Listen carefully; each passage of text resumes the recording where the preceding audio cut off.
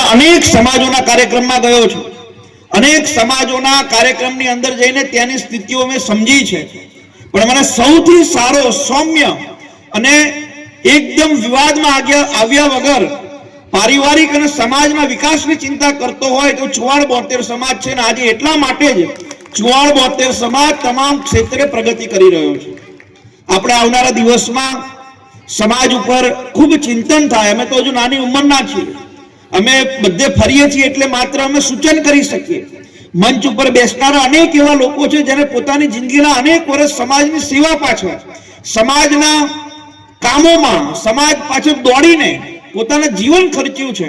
એટલે માત્ર હું સૂચન કરી શકું, પણ મારી આપ સૌને વિનંતી છે કે આવનારા 10 વર્ષ પછી ગામડાની શું સ્થિતિ છે એ અમે બહુ સારી રીતે જોઈ શકીએ છીએ। એટલે ગામડાની સ્થિતિ ઉપર થોડું ચિંતન થાય એવી અમિતભાઈ, આપ સૌ યુવાન છો, યુવાનો સાથે બેસીને આપણે આ બાબતે ખૂબ ચિંતા કરવી। કોઈ વખત એવો કાર્યક્રમ સાથીઓ આપણે કરવો જોઈએ, જેથી કરીને મારી એક જ વિનંતી છે કે જ્યારે અમે લોકો કોરોના સમયે સુરત, હું એકવાર ગયેલો ત્યારે અમારા સુરતના કાઠિયાવાડના મિત્રો એવું કીધું કે હાર્દિકભાઈ, અમારા જીવનની સૌથી મોટી કોઈ ભૂલ હોય તો ગામડે મકાન વેચીને છે। મેં કીધું કેમ? તો કે કોરોના સમયે એ જ ગામમાં જવું પડ્યું, જે મકાન મારું હતું એ મકાન મેં બીજાને વેચ્યું હતું ને એ જ મકાનમાં મારે ભાડે રહેવું પડ્યું। એટલે ગામ બહુ મહત્વનું છે। જે માટી આપણને જન્મ આપ્યો, જે માટી આપણને મોટા કર્યા, જે માટી આપણને ઓળખ આપી, અને ઘણા એવા પરિવારો છે એ જ માટીમાં મરીને રાખ થઈ ગયા। તો આપણા પૂર્વજોની જે ભૂમિ છે એને સાચવવાનું અને ધ્યાને રાખવાનું કામ આપણે બધા સાથે મળીને કરીએ એવી મારી આપ સૌને હૃદયના ભાવથી વિનંતી છે। સાથે જ આપણે ટૂંકા સમય પછી આપણું જે જીવાપુરા ટી સેન્ટર છે ત્યાં આપણે ભવ્ય સરદાર સાહેબની પ્રતિમા પણ ત્યાં સ્થાપવાના છીએ, અને ત્યાં ભવ્ય સરદાર સર્કલનું પણ ભવિષ્યની અંદર નિર્માણ કરવાના છીએ। ત્યારે આપ સૌ યુવાનોને અમે બહુ જ મોટા ભાવથી આમંત્રણ પણ આપીશું। દેત્રોજની અંદર સરદાર સાહેબનું એટલે કે સામાજિક રીતે આપણા સૌને પીઠબળ ઊભું થાય એ દિશામાં પણ આપણા બધાનો અને અમારી ટીમનો એક પ્રયાસ છે। પુનઃ એકવાર આમ તો મને ડાંગરવા પહેલા ત્યારે આપણે સમાજને ધ્યાન દોરેલું કે ભાઈ સમૂહ લગ્ન કડી જેવા અમદાવાદ જેવા શહેરોમાં થાય છે, બરાબર છે, પણ સમૂહ લગ્ન ગામડે થવા બહુ જરૂરી છે।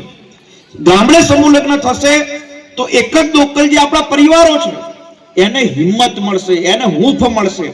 અને ગત વર્ષે એટલે કે આ વર્ષે જ આપણે ડાંગરવા સમૂહ લગ્ન થયા, આવનારો સમૂહ લગ્ન કદાચ મારી ભૂલ ન થતી હોય તો ઘેરડા થવાની કંઈક વાત છે।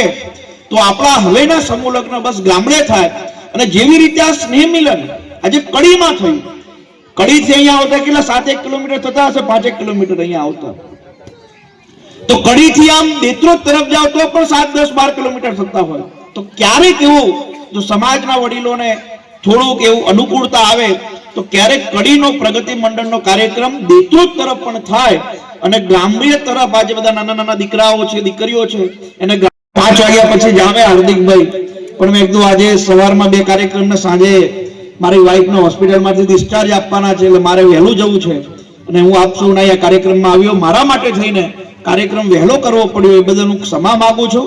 પણ આપ સૌની વચ્ચે મને આવવાનો અવસર મળ્યો એ બદલ હું હૃદયના ભાવથી આપ સૌનો આભાર પણ વ્યક્ત કરું છું। પણ એટલી મારી વિનંતી છે કે જે પણ મારી અહીંયા માતા બહેનો બેઠી છે, જે પણ મારા વડીલો બેઠા છે, જેના પણ દીકરા દીકરીના 18 વર્ષ થઈ ગયા છે, એ બધાને 2 હાથ જોડીને વિનંતી છે, તમારું ચાહે બામરોલી ગામ હોય, ડાંગરવા ગામ હોય, ગેલડા ગામ હોય, મદ્રીસના ગામ હોય કે દેત્રોજ તાલુકાનું કોઈ પણ હોય, અથવા બહુચરાજી તાલુકાનું કોઈ પણ ગામ હોય, જુટાણા તાલુકાનું કોઈ પણ ગામ હોય, તમારા દીકરા દીકરીના 18 વર્ષ થાય તો એના બાકીના બધા ડોક્યુમેન્ટ કડી કે અમદાવાદના રાખજો, અરે બાપા અમેરિકાના રાખજો, પણ ચૂંટણી કાર્ડ તો એના ગામનું હોય એવી મારી આપ સૌને વિનંતી છે।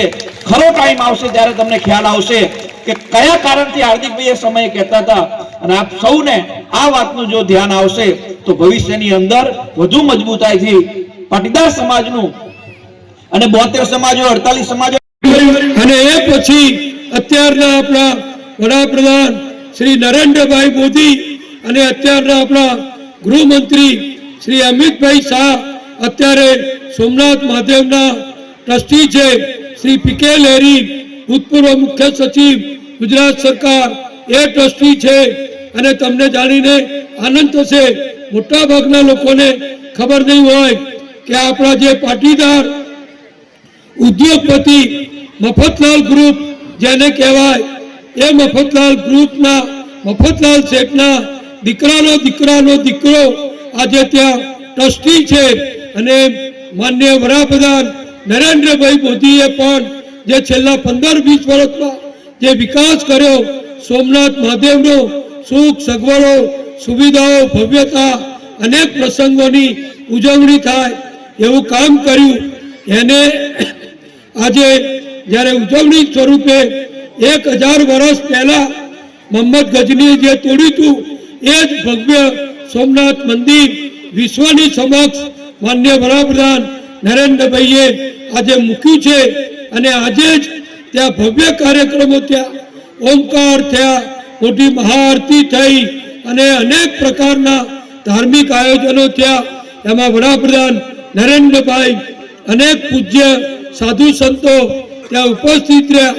એને આજે 1000 વર્ષથી આપણી હિન્દુ સંસ્કૃતિ સનાતન સંસ્કૃતિને જીવંત રાખવાનું કામ આપણે બધા કરોડો હિન્દુઓએ કર્યું અને એને શિરમોર કરવાનું કામ, દુનિયાને બતાવવાનું કામ કે તમે ગજનીઓ આવો કે ઔરંગઝેબો આવો, અમારા હિન્દુ ધર્મને, અમારા સનાતન ધર્મને તમે કોઈ દિવસ કદી નુકસાન નહીં કરી શકો. હિન્દુઓ એક છે અને હિન્દુઓ સંગઠિત છે એ બતાવવાનું કામ આજે વડાપ્રધાને જ્યારે કર્યું છે એનો ઐતિહાસિક દિવસ આજે છે. એટલે તમને હવે ભવિષ્યમાં જ્યારે આપણો 72 સમાજ કોઈ સ્નેહ મિલન કરશે